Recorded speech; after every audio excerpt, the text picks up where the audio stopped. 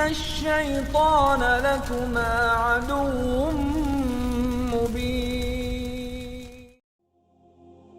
ہم پچھلی ویڈیوز میں بتا چکے ہیں کہ فرانس میں جب نائٹ ٹیمپلرز کے خلاف کارروائی شروع ہوئی تو بہت سے ٹیمپلرز نے اسکاٹ لینڈ میں پناہ لے لی۔ اسکاٹ لینڈ کے بادشاہ نے تو انہیں پناہ دے دی، لیکن چونکہ ٹیمپلرز اپنے کاموں کی وجہ سے کافی بدنام ہو چکے تھے، اس لیے انہوں نے عوام سے اپنی پہچان چھپانے کے لیے یہودیوں کی ایک برطانوی خفیہ تنظیم فری میسنز میں اپنی جگہ بنائی اور دھیرے دھیرے ان کے میسنری لاجز پر مکمل کنٹرول حاصل کر لیا۔ اس طرح نائٹ ٹیمپلرز کا نام تو ختم ہو گیا، لیکن حقیقت میں یہ فری میسنز کے طور پر اپنے منصوبوں پر عمل کرتے رہے۔ فری میسنری کو دنیا میں یہودیوں کی قدیم ترین خفیہ تنظیم کہا جاتا ہے، جس کا تعلق حضرت سلیمان علیہ السلام کے دور سے بتایا جاتا ہے۔ اس تنظیم کا تعلق ان لوگوں سے بتایا جاتا ہے جو حضرت سلیمان علیہ السلام کے دور میں جادو کیا کرتے تھے، جس کا ذکر سورہ بقرہ کی آیت 102 میں آیا ہے۔ خود فری میسنز کے عقیدے کے مطابق ان کے مرنے کے بعد ان کی ارواح ہیکل سلیمانی میں چلی جاتی ہیں۔ جب بھی کوئی شخص فری میسنری کا ممبر بنتا ہے تو ایک خاص رسم ادا کی جاتی ہے، جس کے بعد وہ اس تنظیم کا ممبر بن جاتا ہے۔ اس تنظیم کے تمام رازوں کی حفاظت کرنا اس پر فرض ہو جاتا ہے۔ فری میسنز تنظیم اپنے ممبرز کو ان کے مقام و مرتبے کے مطابق مختلف ڈگریز دیتی ہے۔ دنیا کے مختلف ممالک میں مختلف ڈگریز دی جاتی ہیں، لیکن 3 معیاری ڈگریز ہیں جنہیں پوری دنیا میں مانا جاتا ہے: انٹرڈ اپرینٹس، دا فیلو کرافٹ اور ماسٹر میسن۔ اسکاٹ لینڈ میں ان ڈگریز کی تعداد 33 ہے، اور کوئی بھی ممبر اگلے مرحلے میں اس وقت تک نہیں جاتا جب تک وہ اس سے پہلے مرحلے میں ایک خاص وقت گزار کر امتحان پاس نہ کر لے۔ مثال کے طور پر 32ویں ڈگری میں جانے کے لیے ضروری ہے کہ کسی نے ماسٹر میسن کے طور پر 14 سال کام کیا ہو، وہ لاج کا ماسٹر منتخب ہوا ہو اور سپریم کونسل میں قابل قدر خدمات سر انجام دی ہوں۔ اسکاٹ لینڈ میں اس وقت 1,60,000 سے زائد ممبر ہیں، جن میں سے صرف 4,000 افراد 33ویں ڈگری کے حامل ہیں۔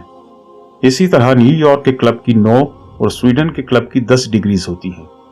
دنیا میں اس وقت 50 لاکھ سے زائد افراد فری میسنز ہیں، اور تقریباً ہر بڑے شہر میں ان کے ٹیمپلز موجود ہیں۔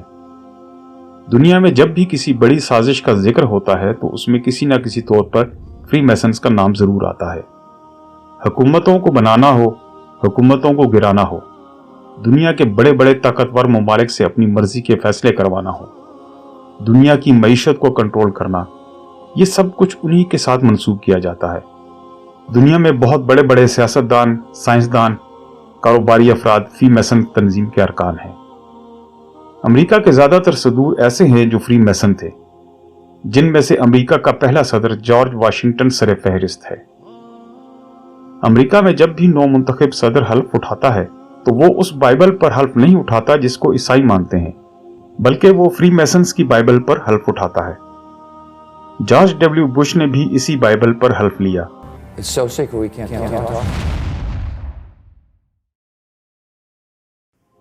دنیا کے بڑے بڑے کاروباری افراد جو اس وقت دنیا کی 90% معیشت کے مالک ہیں، ان سب کا تعلق اسی خفیہ تنظیم فری میسنز سے ہے۔ 17ویں صدی عیسوی تک ان خفیہ تنظیموں کا عروج و زوال چلتا رہا، اور پھر 1 مئی 1776 عیسوی میں یورپ کی طرف سے ایک بیانیہ جاری کیا گیا جسے آرڈر آف ایلومیناٹی کہا جاتا ہے۔ اس بیانیے میں کہا گیا کہ ایلومیناٹی کے نام سے ایک تنظیم بنائی جا رہی ہے۔ ایلومیناٹی کا تصور ایڈم ویسپٹ نے پیش کیا اور کہا کہ ہم اس میں کوئی نئی چیز متعارف نہیں کروا رہے، بلکہ یہ انہی اصولوں پر کام کرے گی جو فری میسنری میں موجود ہیں، اور جب ایلومیناٹی تنظیم اپنے پاؤں پر کھڑی ہو جائے گی تو نیو ورلڈ آرڈر کے منصوبے پر عمل شروع کیا جائے گا۔ ایلومیناٹی تنظیم کو شہزادہ ولیم اور ایمچل راتھسچائلڈ کی مکمل حمایت اور مالی معاونت حاصل تھی۔ ایلومیناٹی تنظیم نے اپنی پہچان کے لیے الو کی علامت کو اختیار کیا۔ 1799 عیسوی میں فرانس میں ایک خونی انقلاب آیا جس کے نتیجے میں لاکھوں لوگ ہلاک ہوئے اور بادشاہت اور چرچ کے اختیارات کو ختم کر دیا گیا۔ اس خونی انقلاب کے پیچھے بھی فری میسن تنظیم کے لوگ کام کر رہے تھے، جنہوں نے نپولین بوناپارٹ کو اپنے مذموم مقاصد کے لیے استعمال کیا اور انقلاب لے کر آئے۔ انقلاب فرانس میں فرانس کے بادشاہ اور اس کے پورے خاندان کو قتل کر دیا گیا۔ بظاہر انقلاب کا مقصد فرانس کے لوگوں کو چرچ اور بادشاہ کے ظلم و ستم سے نجات دلانا تھا، لیکن اس کے پیچھے فری میسن تنظیم کا خفیہ منصوبہ تھا۔ और वो था सेक्युलरिज्म का फरोग और लोगों को मजहब से दूर करना। मजहबी सोच को खत्म करने का मकसद ये था कि कोई भी इल्हामी मजहब हो, चाहे उसमें कितनी ही तब्दीली कर दी गई हो, उसमें कहीं न कहीं शैतान के खिलाफ नफरत जरूर होती है और दुनिया पर शैतान की हुकूमत कायम करने के लिए लादीनी बुनियादी शर्त है। इनकलाब फ्रांस का यह नतीजा निकला कि फ्री मैसन्स ने पूरे यूरोप पर अपना तसल्लुत कायम कर लिया। इस इनकलाब में कामयाबी के बाद नेपोलियन ने फ्री मैसन्स के साथ धोखा किया और अपनी हुकूमत का दावा कर दिया। 1801 ईस्वी में जर्मनी के हुक्मरान विलियम नहम ने मेयर एम्शल रॉथस्चाइल्ड को अपना मुशीर खजाना नामजद किया, जो एक यहूदी बैंकर था।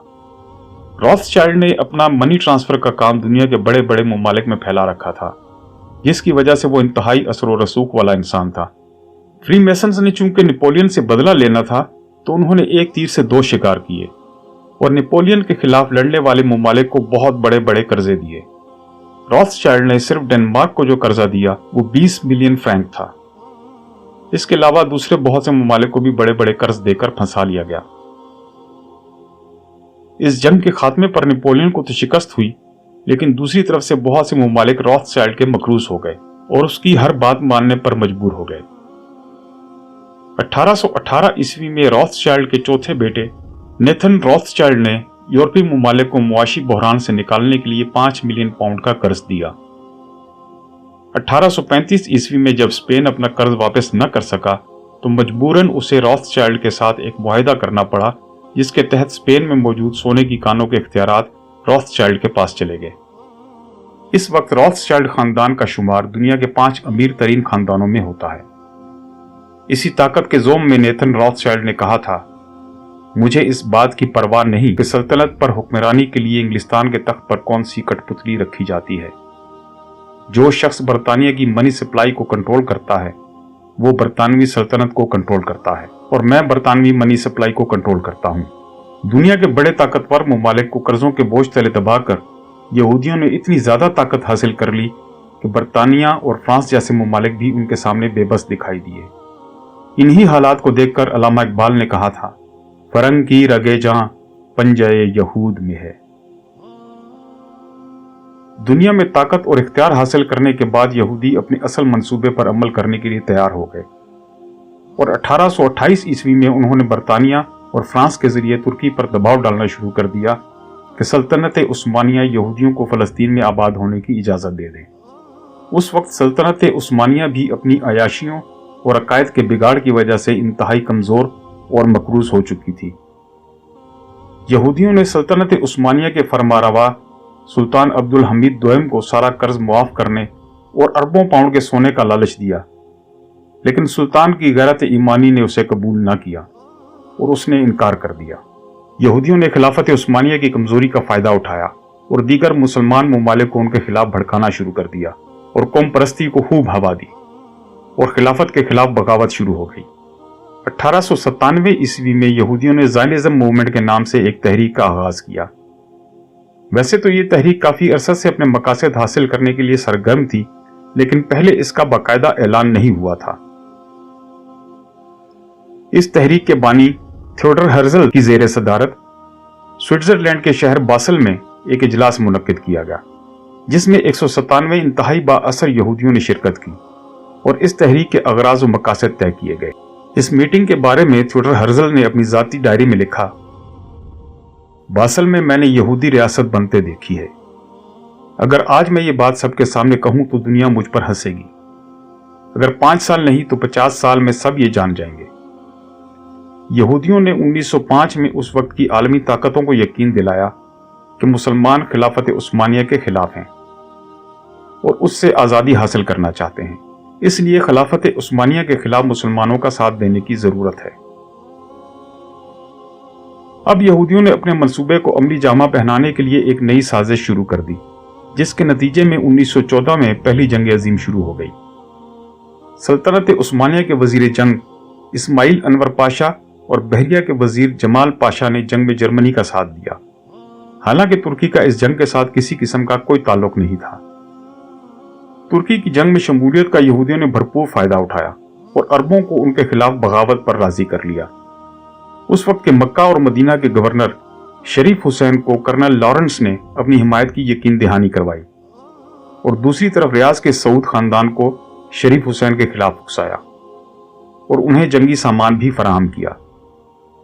बरतानिया ने फलस्तीन पर हमला किया और उसे फतह करने से पहले ही 2 नवंबर 1917 को एक तहरीरी एलामिया जारी किया जो रॉथस्चाइल्ड फैमिली के नाम था, जिसमें उसने यहूदियों को फलस्तीन में आबाद होने और वहां जमीन खरीदने का हक दे दिया।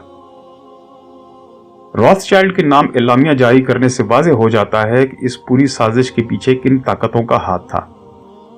11 दिसंबर 1917 ईस्वी में जब बरतानवी जनरल एलन बे यरूशलेम में दाखिल हुआ तो उसने कहा, the crusades have ended now. इन अल्फाज से अंदाजा लगाया जा सकता है कि ये सब हासिल करने के लिए कितनी लंबी मनसूबाबंदी की गई और कैसे सलीबी जंगों का बदला लिया गया। 1919 में जर्मनी जंग हार गया, लेकिन उसका खुमियाजा तुर्की को भुगतना पड़ा और खिलाफत उस्मानिया को खत्म कर दिया गया। बरतानिया फलस्तीन पर काबिज हो गया और शाम फ्रांस के कब्जे में चला गया।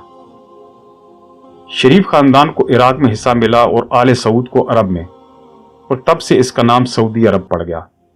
इससे पहले सिर्फ अरब कहा और लिखा जाता था।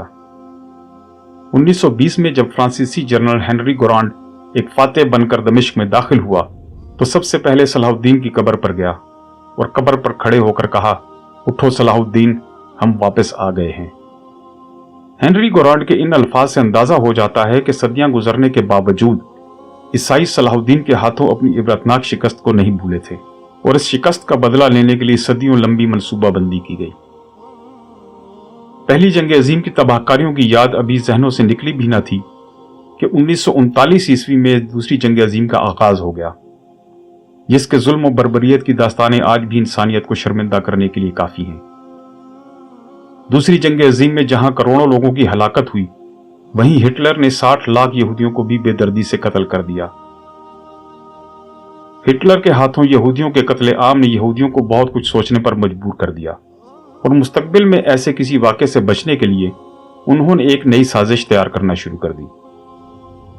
इस साजिश पर अमल दूसरी जंग अजीम के बाद उस वक्त हुआ जब आलमी ताकतों ने ज़ायनिस्ट के ज़ेर साया अक़वाम मुत्तहिदा की बुनियाद रखी और इसी वजह से अक़वाम मुत्तहिदा के प्लेटफॉर्म से जो सबसे पहले फैसले किए गए उनमें से एक इसराइली रियासत का क़याम भी था, जिसके नतीजे में 2,50,000 फ़लस्तीनियों को फ़लस्तीन छोड़कर भागना पड़ा या उन्हें फ़लस्तीन से निकाल दिया गया।